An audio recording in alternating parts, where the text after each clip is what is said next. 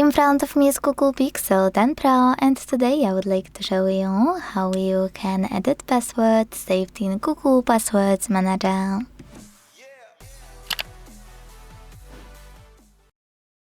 Start by launching Settings and scrolling to click on this section called Passwords, Passkeys and Accounts.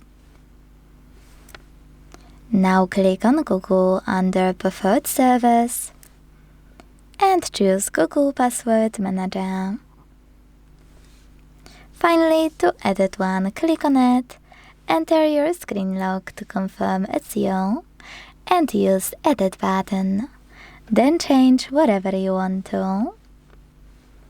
And once you're done, just hit Save at the top right corner. So when I do that, as you can see, my password has changed. Thanks so much for watching. If you enjoyed this video, leave a like, comment and subscribe. Bye!